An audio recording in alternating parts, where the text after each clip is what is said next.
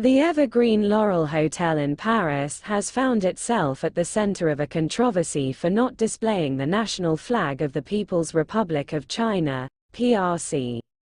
The incident began when a Chinese influencer, known for his Douyin channel, Instructor Zhang's Interesting Life, posted a video on social media accusing the hotel of not displaying the PRC flag among the flags of the countries participating in the 2024 Paris Olympics.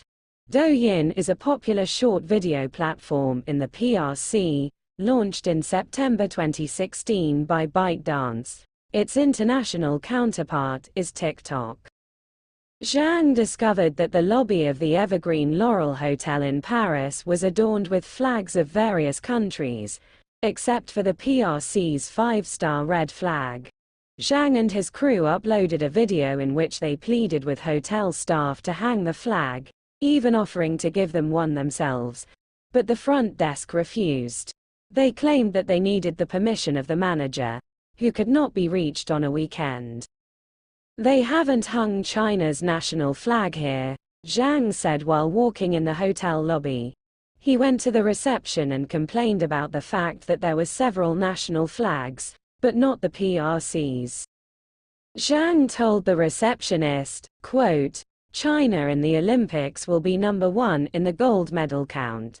But there is no Chinese flag here." The receptionist replied, quote, "That's a shame, I know, that's a shame." Zhang pressed on, asking, "Is this a Chinese hotel?" The receptionist answered, "It's Taiwanese." Zhang was taken aback. He said, "Taiwan? A Taiwanese hotel? Is Taiwan not China?"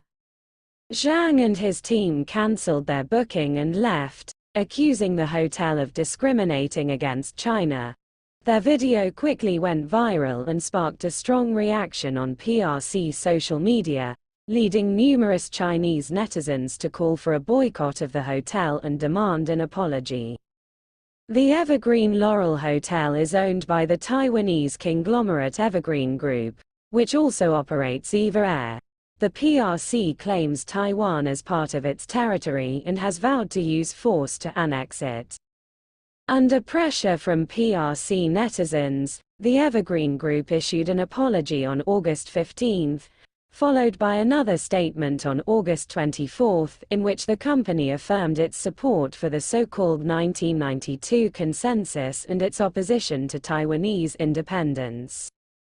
The 1992 consensus refers to an agreement between the Chinese Communist Party, CCP, and Taiwan's then-ruling Chinese Nationalist Party, Kuomintang, or KMT, on the principle of one China. The Taiwanese Ministry of Foreign Affairs strongly condemned the incident, accusing the PRC government of using economic means for political manipulation, thereby disrupting international order and normal business practices. The ministry pointed out that the PRC government has long used boycotts, sanctions, and tax investigations to force businesses to comply with its political objectives. Additionally, the PRC has been known to incite so-called Chinese cyber-nationalists, aka Little Pinks, to exert pressure on businesses. PRC state media Global Times reported on the controversy, siding with the angry cyber-nationalists. The outlet reported, quote, "Floods of mainland netizens criticized the hotel, questioning whether it is supporting Taiwan independence." Meanwhile, the Asia section of the hotel's official website listed Taiwan and China side by side. As of Friday, the hotel removed the option to list Taiwan alongside China. Currently, many booking platforms have removed this hotel from their search results. End quote. In the heavily censored PRC internet environment, news and posts about the incident would not have been allowed to spread if the regime had deemed it harmful to its own interests. For instance, the CCP does not permit any online debate on the 1989 Tiananmen Square crackdown. The PRC government has long weaponized the economy to further its political agenda. For instance, in the 1990s, Beijing began to persecute Hong Kong business tycoon Jimmy Lai, an outspoken critic of the CCP. In 1994, Jimmy Lai's house was bombed. His retail company Giordano became the target of CCP harassment, with its outlet in Beijing being shut down due to alleged licensing issues. Other outlets in mainland China followed. Under pressure, Lai stepped down from Giordano's board in August 1994.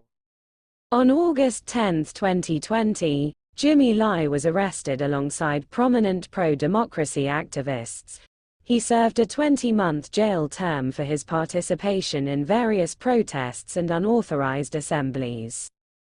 On June 17, 2021, the recently instituted National Security Branch of the Hong Kong Police raided the headquarters of Jimmy Lai's media company Next Digital, detaining 5 executives on charges of violating the national security law.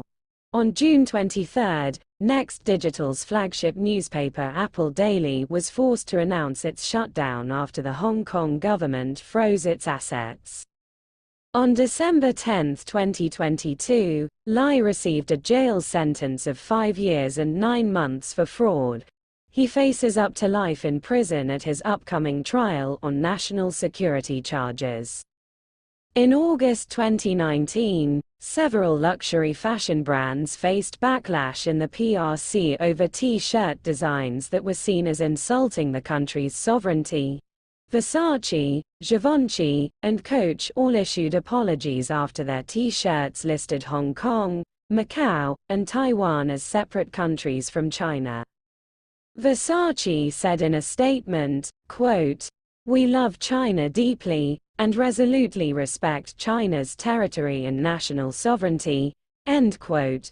Chinese actress Yang Mi announced in a Weibo post that she had terminated her contract as a Versace spokesperson, stating that China's territorial integrity and sovereignty are sacred.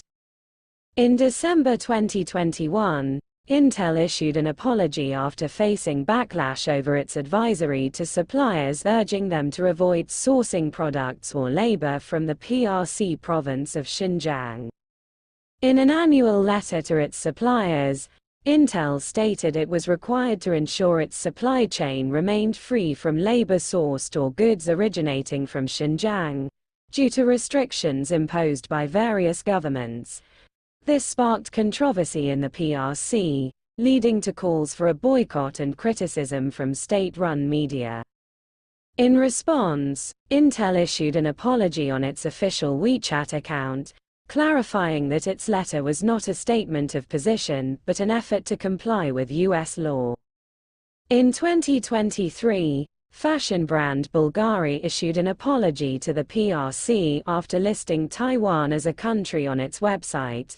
These are just some of the numerous examples of companies and individuals bullied into towing the official government line, going so far as to appease Beijing amid ongoing human rights abuses and threats of territorial expansion. Thanks for listening. My original article, including notes and sources, is available on my blog, which you can find in the description below. Please don't forget to press the like button, or the dislike button. Your feedback is appreciated.